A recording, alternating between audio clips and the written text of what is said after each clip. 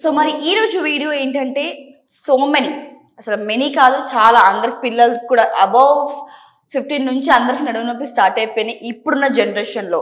అది ladies gents పిల్లలు అందరూ అండి.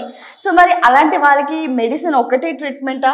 కాదు, ఫిట్నెస్లో కూడా ఎక్సర్సైజ్ ద్వారా ఈజీగా తగ్గించుకోవచ్చు అని విశ్వ ఫ్యూజన్ ఫిట్నెస్ ద్వారా నాకు చెప్పడం జరిగింది. సో నాతో పాటు మీరు కూడా తెలుసుకుంటారని ఈ వీడియో చేయడానికి ప్రధాన కారణం. సో విశ్వ గారు, నేను ఇంట్రో ఇచ్చినట్టుగా భాగంగా సో మీకు తెలిసే ఉంటుంది, చాలా మందికి ఓవర్ వెయిట్ వల్ల కాదు, చేసే పని ఒత్తిడి వల్ల, లేకపోతే డ్రైవింగ్ చేస్తూనే, లేకపోతే ఒక దగ్గర సాఫ్ట్వేర్స్ అయితే కూర్చునే వాళ్ళకి నడుము నొప్పి బాగా స్టార్ట్ అవుతుంది. సో అలాంటి వాళ్ళకి ఇంట్లో ఉండి ఎక్సర్సైజ్ చేసుకుంటూ ఆ నొప్పిని తగ్గించుకుంటూ ఆ బాడీని బాగా మెయింటైన్ చేసుకుని ఏదైనా ఎక్సర్సైజ్ ఉందా? యా అండి, షూర్. సో మోస్ట్లీ మీరు చాలా వీడియోస్లో ఫ్లోర్ పైన చూసి ఉంటారు. ఓకే, సో ఈరోజు మనము చైర్స్ తోటి simple back strengthening, back flexibility workout చేస్తాం. ఓకే, సో ఇక్కడ చెప్పడం ఏంటంటే బ్యాక్ అనేది చాలా డిఫరెంట్ ఇష్యూస్ ఉంటాయి. ఫర్ ఎగ్జాంపుల్ స్లిప్ డిస్క్ ఉన్న వాళ్ళు ఇలాంటివి చేయకూడదు. ఓకే, స్లిప్ డిస్క్ అంటే ఏంటి? ఇప్పుడు మనకు ఒక వర్టిబ్రా ఉంటుంది స్పైన్కి. సో అందులో ఒక డిస్క్ అనేటివి మధ్యలో కుషన్ లాగా వర్క్ చేస్తాయి అనమాట. అది ఎప్పుడైతే కొంచెం బయటికి వస్తుందో రప్చర్ అవుతాయి అనమాట. అంటే బోన్ టు బోన్ అనేది రప్చర్ అవుతుంది. సో అలాంటి వాళ్ళు మాత్రం ముందుగా ప్రాపర్గా వాళ్ళు కొంచెం రెస్టింగ్ తీసుకోవాలి. ఓకే, రెస్టింగ్ తీసుకోవాలి. ఆ తర్వాత మళ్ళీ ఇక్కడ మనం ఏంటంటే జస్ట్గా ఫిజికల్ ఇంప్రాపర్ పోస్చర్ వల్ల, లేకపోతే ఫిజికల్ స్ట్రెయిన్ వల్ల, సో అలాంటి వాళ్ళ కోసము సింపుల్గా స్పైనల్ స్ట్రెంత్ ని చూపిస్తున్నాం అనమాట. విశ్వ గారు, నాకు ఇంకొక డౌట్ ఏంటంటే, ఏ ఎక్సర్సైజ్ స్టార్ట్ చేసి ఎప్పటికల్లా రిజల్ట్ వస్తుంది? మరి ఎన్ని డేస్ ప్రాపర్గా చేస్తే రిజల్ట్ వస్తుంది? సో ఇట్స్ లైక్ అండి, ఇప్పుడు మనము ఒక కర్డ్ కావాలి, పెరుగు కావాలంటే ఫస్ట్ ఏం చేస్తారు మీరు? పాలు తోడేస్తాము. కొంచెం వెయిట్ చేస్తారు కదా పాలు తోడేసి. అంటే ఇప్పుడు మీరు ఆ తోడు మధ్యలో మీరు దానికి ఏమి స్పిన్నింగ్ ఏం చేయరు, అంటే స్పిన్ చేస్తే మళ్ళీ అది పాడైపోతుంది. అలాగే అంటే దీనికంటూ ఒక డ్యూరేషన్ టైం ఉంటుంది, ఒక 3 months. కొంచెం ఎక్కువ డిటోరియేట్ ఉంటే 6 months పడుతుంది. కానీ స్టార్టింగే మీకు it will show the effect from 1 week అనమాట. సో ఎందుకంటే ఒక పాయింట్ ఏంటంటే, ఇప్పుడు మనము ఒక పాయింట్ వరకు మీరు ఏం చేస్తారు, దాన్ని ఆపేస్తారు, అంటే you won't touch it. So అదే మొండిగా తయారవుతుంది, బాడీ అనేది మొండిగా తయారవుతుంది. ఎప్పుడైతే మొండిగా తయారవుతుందో ఇట్స్ నాట్ ఈజీ. దాన్ని మెల్లిగా మలుచుకుంటూ ట్రైన్ చేసి బాడీకి అప్పుడు ప్రాపర్ గా రిజల్ట్ అనేది వస్తుంది. రైట్, ఇప్పుడు మనం ఎక్సర్సైజ్ చూద్దాం. లేడీస్ బాగా చూడండి. సో ఇబ్బంది పడుతున్న అందరు ఇబ్బంది పడుతున్నారు ఆ పెయిన్ కి. సో అలాంటి వాళ్ళు చూసి ఒకసారి టెస్ట్ చేయించుకొని ఈ ఎక్సర్సైజ్ అయితే స్టార్ట్ చేసేయండి. మళ్ళీ చెప్తున్నాను, this is not for the slip disc people. Okay, vertebras అనేవి కొంచెం వాళ్ళ కోసం కాదు ఇది. This is for only spinal, అంటే కొంచెము ఫిజికల్ స్ట్రెయిన్ అండి, వాళ్ళ కోసం మాత్రం ఈ ఎక్సర్సైజ్ యూస్ఫుల్ ఉంటుంది. రైట్, సో డెఫినెట్గా ఎవరికైతే స్లిప్ డిస్క్ ఉన్నాయో అది తర్వాత ప్లాన్ చేస్తాము. ఇక్కడ చూడండి, మోస్ట్లీ మీరు ఫ్లోర్ పైన చూస్తుంటారు. ఇక్కడ మనం ఆఫీస్లో, ఇంట్లో సింప్లిఫైడ్గా ఎలా చేయగలుగుతాము. సో ఇక్కడ మనం we have taken chair. So position చూడండి, ఇక్కడ ఫీట్ ఫార్ట్ అనేది షోల్డర్ విడ్త్ అనేది గ్యాప్ ఉండాలి లెగ్స్ ఫీట్ మధ్యలో. ఓకే, దెన్ ఇక్కడ ఏం చేస్తాను, నేను చైర్ని హోల్డ్ చేస్తాను.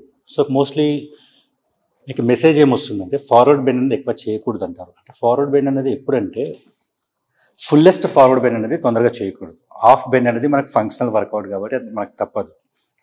వాటిని ఒక టెక్నిక్గా చేయాలన్నమాట. అది ఎలా చేయాలి? సో బిఫోర్ దట్ మీకు చెప్పాల్సింది ఏంటంటే, హిప్ పార్ట్ అనేది మోస్ట్లీ మనకు చాలా important. So hip is a joint అనమాట. ఇప్పుడు మనకి లోవర్ బాడీ అప్పర్ బాడీని జాయిన్ చేసేదే హిప్ జాయింట్ అనమాట. సో దాన్ని స్ట్రాంగ్ పెట్టుకోవాలి. ఎప్పుడైతే మనము హిప్ని స్ట్రాంగ్గా పెట్టుకుంటామో న్యాచురల్గా మనకు వెయిట్ అనేది స్పైన్ పైన ట్రాన్స్ఫర్ ఎక్కువ కాదనమాట. సో అందుకోసమే మనకు హిప్ జాయింట్ అలాగే షోల్డర్, ఇవి అప్పర్ బాడీని కూడా మనం స్ట్రెంత్ పెట్టుకోవాలి. సో ఎప్పుడైతే 2 parts, ఫర్ ఎగ్జాంపుల్ ఇక్కడ టెక్నికల్ రీజన్ ఏంటంటే, మనం ఎప్పుడైతే లిఫ్ట్ చేస్తామో ఒకవేళ మన మజిల్ స్ట్రాంగ్ లేదనుకోండి, డెఫినెట్గా ట్రాన్స్ఫర్ టు స్పైన్ అనమాట.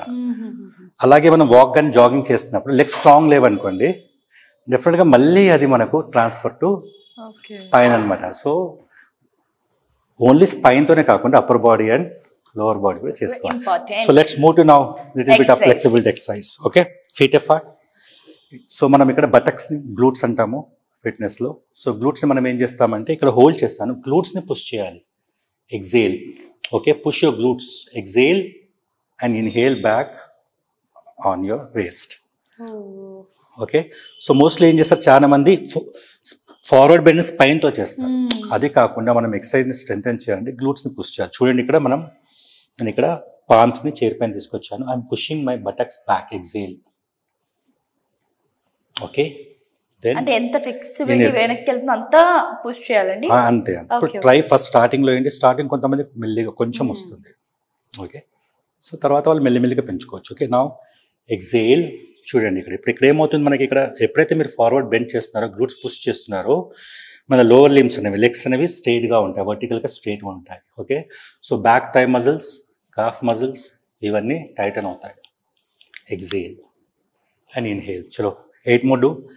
Exhale, push your glute back and inhale. So hands అనేవి నార్మల్గా మీరు ఎల్బో స్లైడ్గా ఫోల్డ్ ఉంటాయి and back. So it's a very good exercise. 5 and easy exercise. Okay, 4 3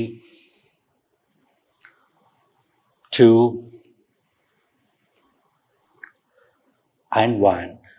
so forward bend అనేది, forward flexion అనేది టెక్నికల్గా కరెక్ట్గా చేస్తే డెఫినెట్గా మనకు అది హెల్దీ, యూస్ఫుల్ అనమాట. ఓకే, సో అలాగే ఎప్పుడైనా లిఫ్ట్ చేస్తున్నప్పుడు ఒకే సైడ్ లిఫ్ట్ కాకుండా బోత్ ద సైడ్ లిఫ్ట్ చేయడానికి, స్లైడ్గా నీ బెండే లిఫ్ట్ చేయడానికి ట్రై చేయాలి. For example, if I'm lifting the weight here, so spinal issue ఉన్న వాళ్ళు ఒక్క హ్యాండ్తో లిఫ్ట్ చేయకుండా స్లైడ్గా bended the knee and lift. Okay, okay, spinal issues ఉన్నవాళ్ళు సో డైరెక్ట్గా వన్ హ్యాండ్తో ఇలా లిఫ్ట్ చేయకూడదు, లేదా ఇలా. So they have to take bend, holding and lift it. Okay. Right? Right. So that is one exercise. Right. So one more exercise we'll be doing. Right? Isn't it? Okay. So దీన్ని మనం ఏం చేస్తాము, స్లోగా గ్లూట్ kick back అంటాము. Okay, so గ్లూట్ kick బ్యాక్లో ఏంటి, మనం బటక్స్ని strengthen చేస్తాము. సో అందరూ అనుకోవచ్చు, స్పైనల్ ఇష్యూస్ ఉన్న వాళ్ళు బటక్స్ని స్ట్రెంథెన్ ఎందుకు చేసుకోవాలి. దట్స్ వాట్ ఐ టోల్డ్ అనమాట. సరౌండింగ్ మజిల్స్ని మనం స్ట్రెంథెన్ చేసుకుంటే డెఫినెట్గా లోడింగ్ అనేది స్పైన్ పైన తక్కువగా పడుతుంది. ఓకే, ఇక్కడ స్ట్రైట్గా చూసాము, లెగ్ పుష్ చేసుకుంటూ బ్యాక్గా మనము రేస్ చేసాము. Exhale, in slow motion. Slow motion, exhale and inhale. Same mother leg, exhale. So push చేసేటప్పుడు ఏంటి, గ్లూట్స్ మజిల్ అనేవి టైటన్ అవుతూ ఉంటాయి. And back once again, exhale, back. It's a reverse raise, exhale and inhale. 3. So possible అంతవరకు raise చేయాలి, forward ఎక్కువ bend కాకుండా. బాడీని మనము ఆర్మ్స్ నుంచి అప్పర్ బాడీ మనము సింపుల్గా పెట్టాము, స్టాటిక్గా పెట్టాము, అన్మూవ్గా పెట్టాము. ఇక్కడ మనం ఫార్వర్డ్ బెండ్ ఏం చేయట్లేదు, just we are raising the leg back. 5 more here, 4 more. That's really good. 3 2 So and one more, right?